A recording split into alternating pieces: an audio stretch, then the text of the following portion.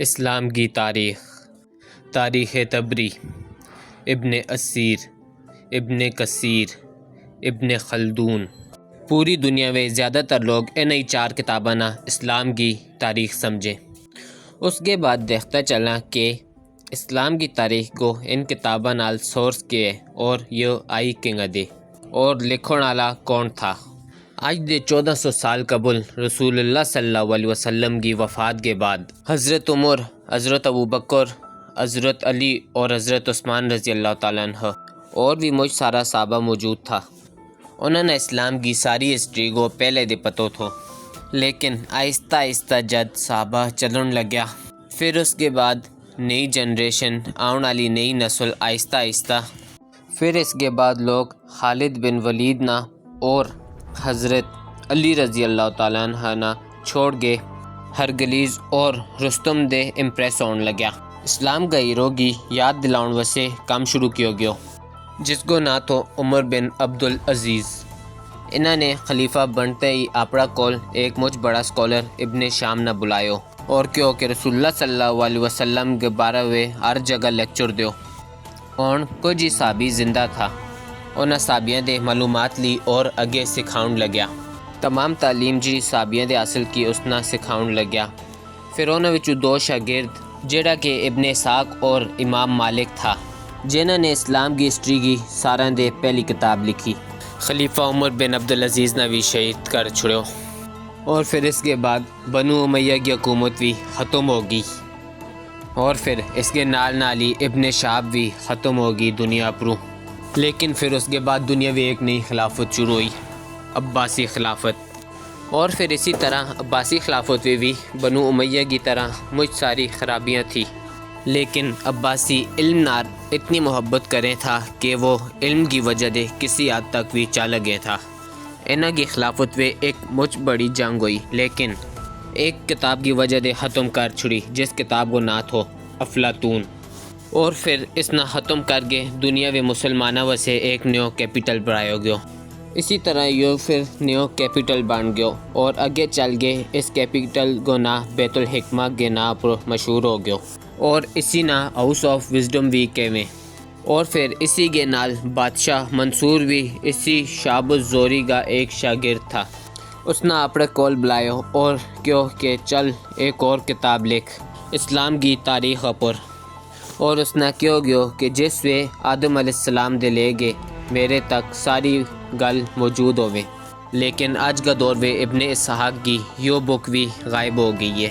یہ ساری کتاب اور دنیا دے غائب ہوئے تھی کیونکہ انہوں نے پیپر کی ٹیکنالوجی کو پتہ نہیں تھو۔ یہ پرانا زمانہ کی کتاب ساری پتہ پر لکھے تھا، جڑا کہ مسلمان چھوٹا چھوٹا پتہ نہ ملا کے ایک کتاب بڑھاوے تھا۔ اس وقت پیپر کی یہ ٹیکنالوجی دنیا کا صرف ایک ہی ملک میں موجود تھی، چائنا۔